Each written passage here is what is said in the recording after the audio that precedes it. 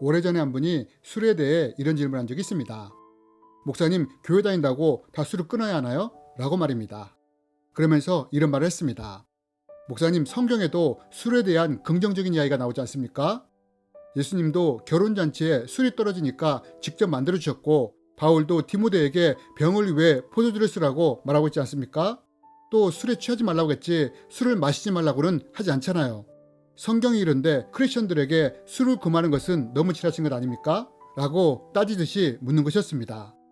여러분이 만약 이런 질문을 받는다면 뭐라고 대답해 주시겠습니까?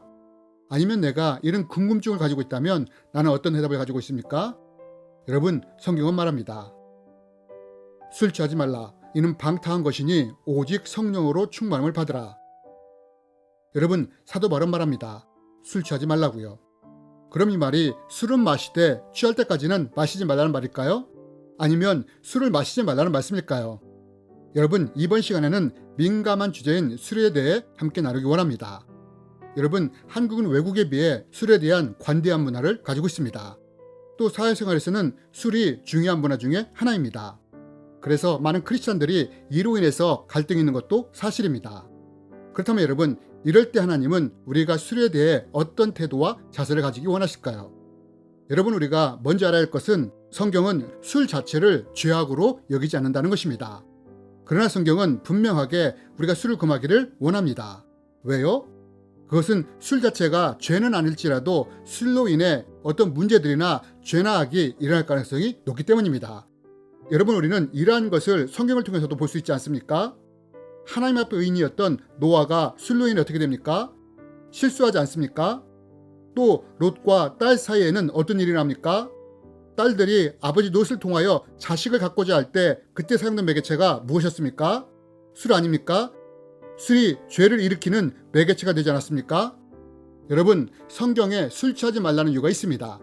그것은 우리가 술에 취할 때 방탕해지기 때문입니다. 이로 인해 많은 문제들이 야기되며 죄를 지을 수 있는 통로가 열리기 때문입니다. 저는 술이 얼마나 큰 폐해를 줄 수 있는지를 직접 경험한 사람 중에 하나입니다.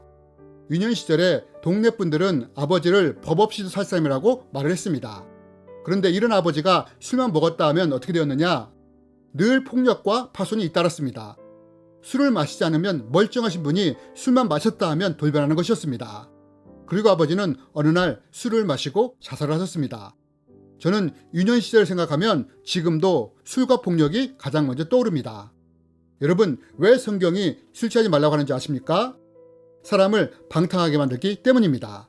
또한 술로 인해 2차적인 많은 문제들과 죄를 발생시킬 수 있기 때문입니다. 또한 술은 우리를 거룩하게 만들 수 없으며 성령 충만을 방해하기 때문입니다. 그럼 어떤 분은 이렇게 말할 수 있습니다. 술 취하는 게 문제라면 술을 마실 때 취하지만 하면 되지 않느냐고 말입니다.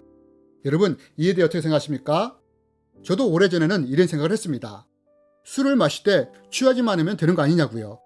그래서 술을 마실 때 기분이 좋을 때까지, 세상 말로 알딸딸해질 때까지만 마셨습니다. 술을 마시면 기분이 좋아질 뿐 아니라 그 순간 근심과 걱정이 사라지기 때문입니다. 그런데 어느 날 술을 마시고 기분이 좋은 순간 갑자기 성령님이 저에게 이런 생각을 넣어주셨습니다. 너는 술이 좋으냐? 너는 그런 모습이 그렇게 보이느냐? 이렇게 해서 성령 충만할 수 있겠느냐? 라는 마음을 주셨습니다. 그때부터 저는 술을 끊었습니다. 그리고 술 취하지 말라고 했지 술을 마시지 말라고 하지 않았잖아 라는 합리화도 내려놓았습니다. 여러분, 술은 사람의 기분을 좋게 합니다. 사회생활할 때 교제의 폭을 넓힐 수 있는 매개체 역할도 합니다. 어색한 분위기를 부드럽게 만들어주기도 합니다. 그러나 문제는 내가 술을 즐길 때 하나님과 가까워지는 것이 어렵다는 것입니다. 왜요? 술은 우리를 거룩하게 만드는 것이 아니라 방탕하게 만들기 때문입니다. 그래서 성경이 술 취하지 말라고 하는 것입니다. 하지만 이 정도가 아니라 만약 우리가 하나님 앞에 거룩하게 되길 원한다면 반드시 술을 끊어야 한다고 말씀하십니다. 술을 금해야 한다고 말씀하십니다. 여러분, 성경은 말합니다. 남자나 여자가 특별한 소원, 곧 나시린의 소원을 하고 자기 몸을 구별하여 여호와께 드리려 한다면 포도주와 독주를 멀리하며 포도주로 된 초나 독주로 된 조를 마시지 말며 포도즙도 마시지 말며 생포도나 건포도도 먹지 말지니. 여러분, 기억하십시오. 술을 마신다고 하나님이 벼락을 내리지 않습니다. 술에 취하지 말라고 했으니 취하지 않을 때까지만 마시겠다고 해도 뭐라고 하지 않으십니다. 그러나 문제는 이런 식으로는 절대로 우리가 하나님 앞에 거룩해질 수가 없다는 것입니다. 왜냐하면 술은 사람을 방탕하게 하며 절제와 인내와 온유의 열매를 맺지 못하게 하며 여러 가지 문제와 죄를 야기시키기 때문입니다. 그래서 우리가 하나님 앞에 거룩한 자로서 성령과 동행하는 자로 살기를 원한다면 반드시 술을 금해야 한다고 말씀하시는 것입니다. 여러분, 이것이 바로 술에 대한 성경의 가르침입니다. 그런데 여러분, 오래전에 이런 말을 할 때 이렇게 반문하는 분이 계셨습니다. 성경적인 가르침은 알겠는데 성경대로 살다가 사회에서 불이익을 당하면 어떻게 하냐고요. 그래서 자기도 어쩔 수 없이 술을 마신다고 하시는 분이 있었습니다. 저는 누군가 이렇게 말하면 반박하지 않습니다. 왜냐하면 선택은 본인이 하는 것이기 때문입니다. 그러나 여러분, 우리가 여기서 분명히 기억해야 할 것이 있습니다. 그것이 무엇이냐? 우리가 사회에서 불이익을 당하지 않기 위해 술을 마신다면 이런 모습을 본 불신자들이 이런 크리스찬을 인정해 줄 것이냐는 것입니다. 그렇지 않다는 것입니다. 여러분, 불신자나 세상적인 사람들조차도 누구에게 일을 맡기고 누구와 함께 일하고 싶어 하는지 아십니까? 말과 행동이 일치하는 사람, 믿을만하고 신뢰할 만한 사람과 일하고 싶어 한다는 것입니다. 여러분, 우리도 그렇지 않습니까? 그런데 불신자가 볼 때 자신을 믿는 크리스천이라고 말하는데 세상 사람들과 똑같이 술을 마시고 즐긴다면 이에 대해 어떻게 생각할까요? 여러분, 우리가 잘 알다시피 보디발은 요셉을 가정 종부로 세웁니다. 그런데 이 보디발이 누구입니까? 불신자이자 애굽의 이방신을 섬기던 사람 아니었습니까? 이런 보디발이 하나님을 믿는 요셉을 왜 가정 종부로 세웠습니까? 믿을만하고 신뢰만 했기 때문 아닙니까? 말과 행동이 일치하고 성실했기 때문 아닙니까?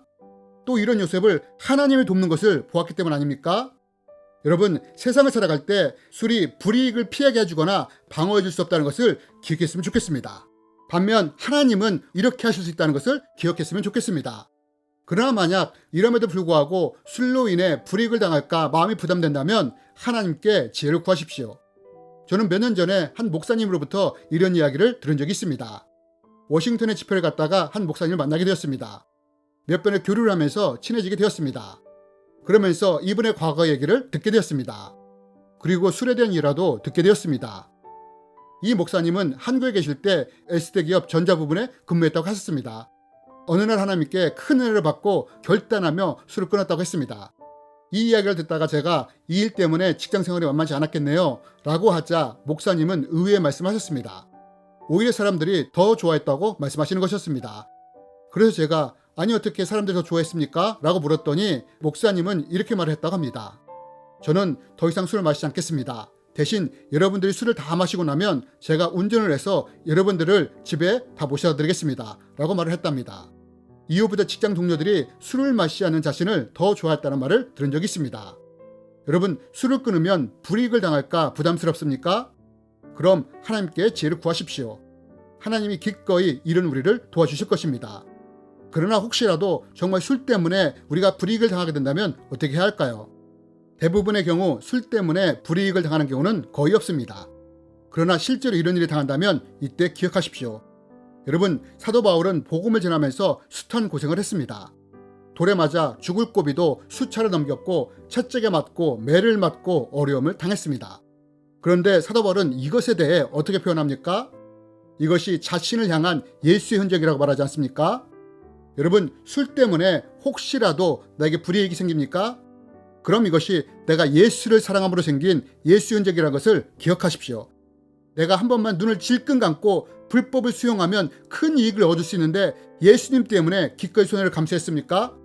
여러분, 이러한 것이 예수님을 사랑함으로 얻은 예수의 흔적이라는 것을 기억했으면 좋겠습니다. 여러분, 술은 우리에게 즐거움을 줍니다. 그러나 또한 술은 우리를 방탕하게 만들고 여러 문제들과 죄를 야기시킬 수 있습니다. 그래서 성경은 술 취하지 말라고 합니다. 또한 우리가 하나님 앞에 거룩하고 성령과 동행한 자가 되려면 반드시 술을 금해야 한다고 말합니다. 그렇다면 여러분, 우리는 어떻게 할까요? 술에 굴복하는 크리스천이 되어야 할까요? 아니면 술을 굴복시키는 크리스천이 되어야 할까요?